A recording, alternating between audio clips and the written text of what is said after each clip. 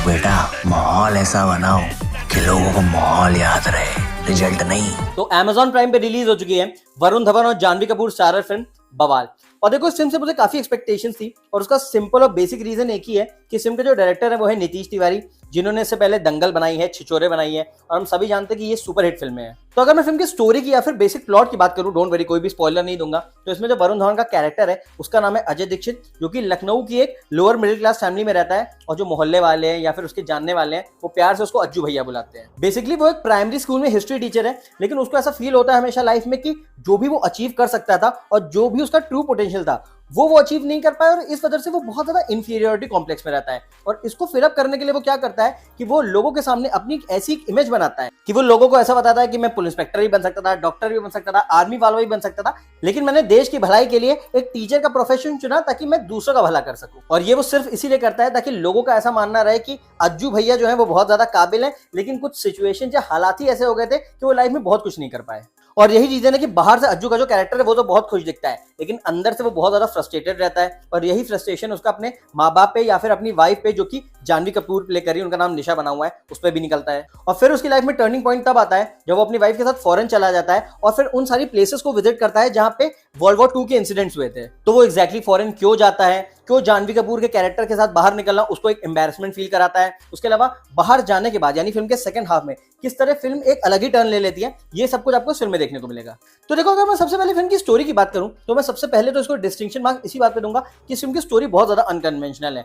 ये film basically तो एक लव स्टोरी है, लेकिन जितनी भी हमने बॉलीवुड में लव स्टोरी देखी है आपने उसका पैटर्न देखा होगा कि हीरो हीरोइन मिलते हैं, फिर थोड़ा सा प्यार, थोड़ी कॉमेडी होती है, फिर अंत में जाके दोनों को मिला दिया जाता है जब उनकी शादी हो जाती है। लेकिन ये फिल्म वहीं से स्पेशल बन जाती है कि इस फिल्म की स्टार्टिंग में ही दोनों लीड कैरेक्टर्स की शादी हो गई है और दोनों की आपस में बनती नहीं है। तो आप फिगर आउट करते रह जाते हैं कि वो क्या वजह है कि दोनों की आपस में नहीं बन रही। और फिर लेटर ऑन जैसे जैसे फिल्म प्रोग्रेस करती है अपने फर्स्ट हाफ में या फिर लेटर ऑन अपने सेकंड हाफ में, किस तरीके से वो रिलेशनशिप बहुत ग्रेजुअली ग्रो करती है और दोनों जो लीड कैरेक्टर्स हैं वो किस तरीके से पहले साथी, फिर फ्रेंड्स और अल्टीमेटली लवर्स बन जाते हैं, उसको बहुत खूबसूरती से दिखाया गया है। और उसमें फुल क्रेडिट जाता है फिल्म की राइटिंग को और नीतीश तिवारी सर के डायरेक्शन को, क्योंकि नॉर्मली बॉलीवुड फिल्म पे इल्जाम क्या लगता है कि हीरो हीरोइन को आजकल एक दो सीन के लिए मिलाया जाता है फिर प्यार हो जाता है। लोगों ने ब्रह्मास्त्र फिल्म में या फिर तू झूठी मैं मक्कार फिल्म में यही मिस्टेक पॉइंट आउट की थी, लेकिन मैं कहूंगा इस फिल्म में आपको ये शिकायत बिल्कुल भी नहीं आएगी। रिलेशनशिप बहुत धीरे धीरे ग्रो करती है और बहुत खूबसूरती से ग्रो करती है। और सबसे अच्छी बात मुझे फिल्म की ये लगी कि फिल्म में कोई भी अननेसेसरी सॉन्ग नहीं डाले गए हैं। हाँ, 2-3 गाने आते हैं बट वो ऐसे सॉन्ग नहीं है कि जो कि फिल्म की पेस को स्लो कर देते हैं। मैं कहूंगा फिल्म की स्टोरी भी कहीं ना कहीं गाने के साथ आगे बढ़ती रहती है। और स्पेशली फर्स्ट हाफ के बाद जो फिल्म का स्क्रीन प्ले है वो बहुत ड्रास्टिक टर्न लेता है, जहां पे वरुण धवन और जानवी कपूर का कैरेक्टर उन जगह विजिट करता है जहां पे वर्ल्ड वॉर 2 के इंसिडेंट्स हुए थे। और ये चीज दोनों को अपनी लाइफ के बारे में, स्पेशली वरुण धवन के कैरेक्टर को अपनी लाइफ इंट्रोस्पेक्ट करने में मजबूर कर देती है। उसको रियलाइज होता है कि वो लाइफ को कितने गलत तरीके से ट्रीट करते आया है और जहां वो अपनी लाइफ में फ्रस्ट्रेटेड है, यानी उसको लगता है कि उसको लाइफ में बहुत कुछ नहीं मिला और लाइफ उसके साथ कितनी ज्यादा अनफेयर रही है। तो जब उसको उन लोगों की लाइफ का पता चलता है जो कि विक्टिम्स थे वर्ल्ड वॉर 2 के, और पता चलता है कितनी ज्यादा मुश्किलों से, कितनी ज्यादा कठिनाइयों से उन्होंने लाइफ बिताई और उसके बावजूद भी उन्होंने अपनी कभी जिंदगी को कोसा नहीं, तब कहीं ना कहीं उसको अपनी जिंदगी की एक्चुअल इंपॉर्टेंस पता चलती है। प्लस जब आप ये फिल्म देखेंगे तो शायद इनिशियली आपको ऐसा लगे कि ये अज्जू के कैरेक्टर यानी वरुण धवन के कैरेक्टर की कहानी है, बट जैसे जैसे फिल्म प्रोग्रेस करती है आपको रियलाइज होता है कि उस कैरेक्टर की नहीं बल्कि ये एक मिरर है आज की सोसाइटी का। जैसे कि आज की सोसाइटी में आपने देखा होगा लोग अपनी इमेज के बारे में बहुत ज्यादा कॉन्शियस रहते हैं और कहीं ना कहीं अपनी सोशल मीडिया यानी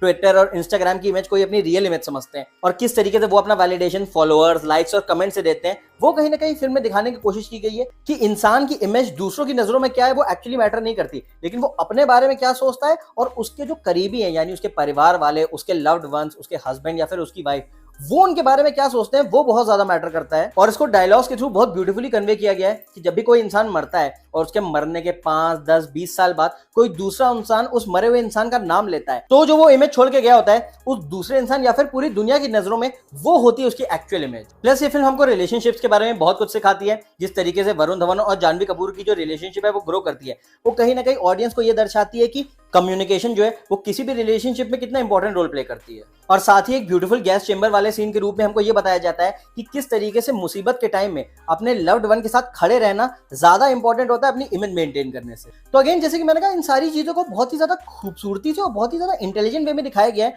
क्योंकि कई बार होता है कि फिल्म वर्ल्ड वॉर 2 के टाइम पे चली जाती है तो पास्ट एंड प्रेजेंट को जिस तरीके से मिक्स किया गया है वो आपको बिल्कुल भी स्ट्रेंज नहीं लगता है। और सबसे इंपॉर्टेंट चीज, ये फिल्म खत्म होते होते आपके साथ 2 सवाल छोड़ देती है। सबसे पहला सवाल ये कि अगर आपको अपनी सारी जिंदगी एक सूटकेस में पैक करनी हो तो आप सच में क्या पैक करेंगे। And second and the most important thing कि अगर आपको पता चले कि आज आपकी जिंदगी का आखिरी दिन है तो वो आखिरी दिन आप कैसे बिताना चाहेंगे और किसके साथ बिताना चाहेंगे। और इन सारे भारी मैसेजेस के साथ अगर मैं एक्टिंग परफॉर्मेंसेस की बात करूं तो वरुण धवन ने अपना रोल बहुत अच्छे से निभाया है। उनके कैरेक्टर में मैं कहूंगा एक आर्क है। जब ये फिल्म शुरू होती है तो उनका कैरेक्टर बहुत ही ज्यादा लाउड, बहुत ही ज्यादा फ्रस्ट्रेटेड सा फील होता है, वो किसी की बात नहीं सुनता है, बहुत ज्यादा ईगोइस्टिक भी होता है। और फिर किस तरीके से धीरे धीरे ग्रेजुअली उसका कैरेक्टर चेंज होता है और क्लाइमैक्स में जाके वो एक अलग ही इंसान बन जाता है, वो आपको इस फिल्म में देखने को मिलेगा। वहीं अगर मैं जानवी कपूर की बात करूं तो मैं ऑनेस्टली बोलूंगा उनकी एक्टिंग अच्छी थी। मैंने जितनी भी अभी तक जानवी कपूर की फिल्में देखी हैं उनके कंपैरिजन में मैं कहूंगा उनकी बेस्ट परफॉर्मेंस थी, लेकिन मैं कहूंगा अभी भी उनको बहुत मेहनत करने की जरूरत है। मुझे पर्सनली ऐसा लगता है कि एक्टिंग इससे भी बेटर होनी चाहिए थी। बाकी अगर सपोर्टिंग कास्ट की बात करूं तो उन्होंने भी एक्टिंग अच्छी करी है। फिल्म के डायलॉग भी बहुत ज्यादा पावरफुल है। मैं बहुत ज्यादा डायलॉग नहीं रिवील करूंगा क्योंकि वो आपके लिए स्पॉइलर जैसा हो जाएगा, लेकिन एक डायलॉग मैं जेन्युइनली हाईलाइट करूंगा जो कि मुझे बहुत पसंद आया कि काम ऐसा हो कि काम पे जाने का मन करे और घर ऐसा हो कि वापस आने का मन करे। बाकी अगर मैं नेगेटिव्स की बात करूं तो सेकंड हाफ में आपको थोड़ा बहुत ऐसा फील हो सकता है कि फिल्म थोड़ी सी स्लो हो गई है, थोड़े बहुत आपको पेसिंग इश्यूज आ सकते हैं। और हाँ, सेकंड नेगेटिव पॉइंट जिसको मैं एग्जैक्टली नेगेटिव तो नहीं कहूंगा, लेकिन आपको ये बताना बहुत जरूरी है कि ये फिल्म बहुत कुछ आपको सिखा के जाती है। तो ये उन लोगों के लिए नहीं है जो कि एक सरफेस लेवल की रोमांटिक फिल्में पसंद करते हैं जिसमें थोड़े बहुत नाच गाने होते हैं या फिर थोड़ा बहुत एक्शन होता है। स्पेशली जो लोग मसाला फिल्में पसंद करते हैं, मैं कहूंगा उनके लिए फिल्म नहीं है। ये फिल्म उन लोगों के लिए जिनको लगता है कि बॉलीवुड कोई डिफरेंट फिल्में नहीं बनाता। तो अगर आप कोई डिफरेंट फिल्म देखना चाहते हैं तो वो डिफरेंट फिल्म यही है। तो ओवरऑल मैं ये कहूंगा कि मुझे पर्सनली बवाल फिल्म काफी जबरदस्त लगी। मेरी जो भी फिल्म से एक्सपेक्टेशन थी कहीं ना कहीं इसने उसको एक्सीड किया। अगर आप ऐसी फिल्में देखते हैं या फिर ऐसी फिल्में नहीं भी देखते हैं तो भी मैं आपको रिकमेंड करूंगा कि एक बार आप ये फिल्म जरूर देखें। ये फिल्म आपको जिंदगी के बारे में और अपने बारे में काफी कुछ सिखा के जाएगी। बाकी अगर मैं अपने पर्सनल लेवल पे बात करूं तो मेरे लिए 2023 की भी और वरुण धवन के करियर की भी one of the best films में से एक है। बाकी आप प्लीज कमेंट सेक्शन में बताइएगा कि आपने बवाल फिल्म देखी कि नहीं देखी, तो आपको कैसी लगी और आपकी क्या एक्सपेक्टेशन थी इस फिल्म से और क्या इस फिल्म ने मेरी तरह आपकी एक्सपेक्टेशन को एक्सीड किया कि नहीं, सब कुछ बताइएगा। इसके अलावा अगर वीडियो पसंद आया तो प्लीज वीडियो को लाइक कर दीजिएगा, चैनल को सब्सक्राइब कर दीजिएगा। अभी अपने सिनेमा मास्टर रंजन को दीजिए इजाजत।